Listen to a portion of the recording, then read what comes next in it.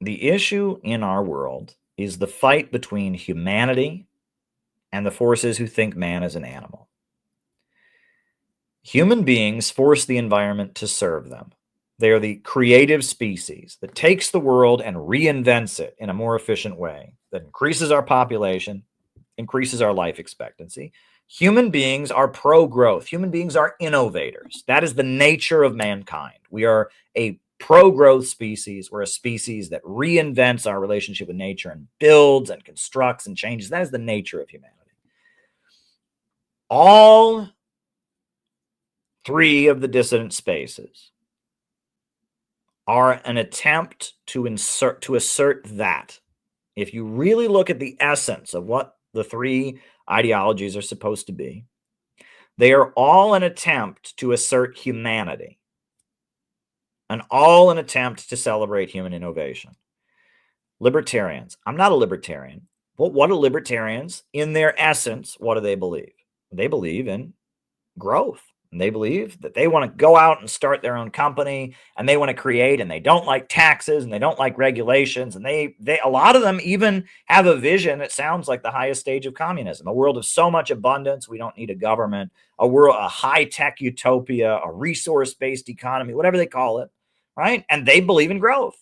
They believe the free market is the way to get the growth, and they're wrong. But they believe in growth. Libertarianism is a belief that we want growth. That's what libertarians believe. Well, now what do the far right believe?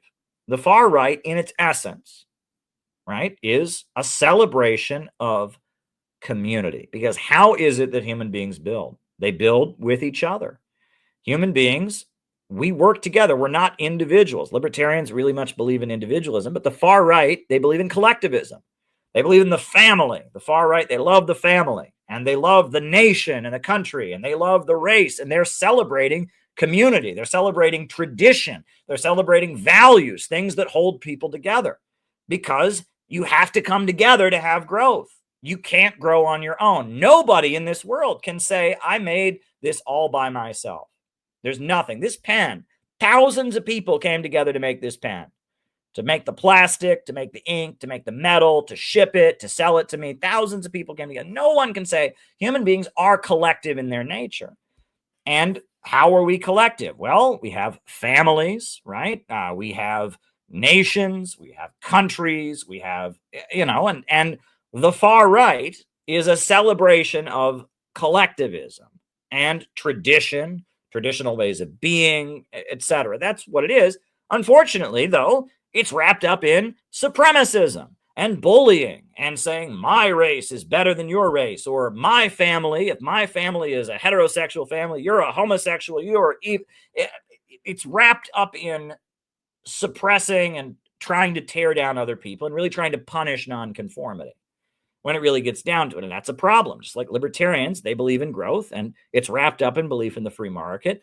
The far right, they believe in growth, but it's wrapped up in bullying, punishing nonconformity, supremacism. It's wrapped up in a lot of bad things, but in its essence, it is a celebration of collectivism, which is pro-growth. And finally, the essence of what Karl Marx wrote, if you read Socialism, Utopian, and Scientific, if you read Critique of the Goethe Program, what is Marxism? Marxism is about growth. It's the idea that capitalism holds back development because of the problem of overproduction, because of technology holding back jobs, etc. But with a rationally planned economy, we can unleash creative forces and the productivity, and we can create vast abundance. And now we can create a society with so much wealth that we don't even need a government. And there'll be so much wealth from each according to their own ability, each according to their needs. When the springs of cooperative wealth flow more abundantly, we can create that, right? And that with a planned economy, with the banks, factories, and industries rationally organized,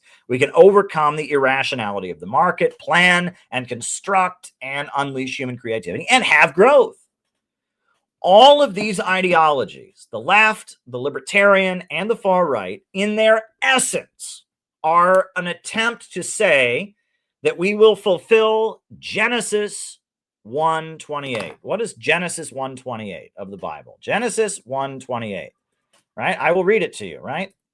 Genesis 1:28. God blessed them and said to them, be fruitful and increase in number and fill the earth and subdue it, rule over the fish and the sea and the birds in the sky and over every living creature that moves, to master our environment. It is an effort to put forward humanity's ability to rule over the earth, to be fruitful and multiply, right? And to build a more productive life.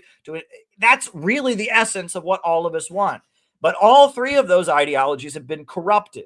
The far right it's corrupted by hate and bigotry, supremacism, bullying, punishing nonconformity, punishing free thought. That's not good.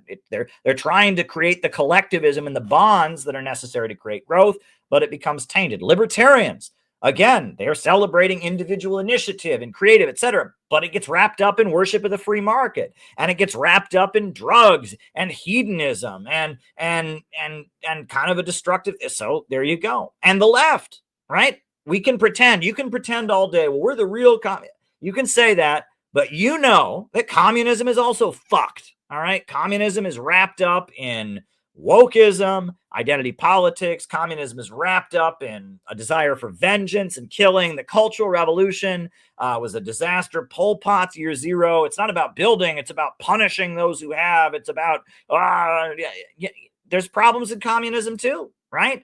But all three of these movements are a cry of humanity to assert its will to grow. That is the essence of what all three schools of dissident thought believe. They are all an attempt of human beings to put forward their growth-oriented, innovationist, creative mind and to unleash humanity from the artificial restraints holding back our ability to grow. That's what all three schools of dissident thought really, in their essence, are striving for. And all three of them have been corrupted and distorted. They have found the weaknesses. All these people that are really attracted to collectivism, well, a lot of them are racist. A lot of them think that they're superior. A lot of them like to bully non-conforming people. And that's how they fucked up the far right. And libertarians, right? These people that really want to start their own business and be creative. Well, a lot of them are really anti-communist. And a lot of them really, and they've fucked up libertarianism and communism. A lot of these people that want to have the means of production be rationally organized by society, well, a lot of them are jealous and hate rich people and want to punish people. A lot of them are identity politics oriented. A lot of them have a lot of rage, and they have fucked all three of these ideologies. All three of these ideologies are basically human beings trying to assert their original mind. It is human beings. We all have our soul, our original mind, the godlike part of us that just wants to create, that just wants to take the world around us and make it better, that just wants to love other people and live for the sake of others and have kindness and compassion and create. If you want to find happiness in this world, there are two ways to find it. Love, connect with other people and experience genuine love. Two, create, build, construct, go out there and make the world better. If you can love and you can create, you can find happiness. And all three of those ideologies are an attempt to find happiness. And they're an attempt to find happiness by loving and creating. Leftists, when it really gets down to it, what they really want, what the ideology really wants to do is love and create. And the same for libertarians. They really want to do is they really want to love and create. And the same for the far right. What they really want is they want to love and create. But all three of these ideologies have been fucked. They've all been completely fucked. And they've been incited against each other. And innovationism and our movement is the only movement that understands that it's not about what team you're on. It's not, are you on the red team or the blue team? I'm a libertarian. It's not about that. Our job is to create a movement that is dedicated to celebrating and unleashing the godlike creativity within people and to create a state, a government that is a pro-growth government. A government that is a pro-community, pro-family government. A government that controls and organizes the economy and unleashes human creativity to build. And we have the understanding that it's much more complicated. It is much more complicated than just what team are you on. And if we get stuck in what team are you on, we're missing the boat.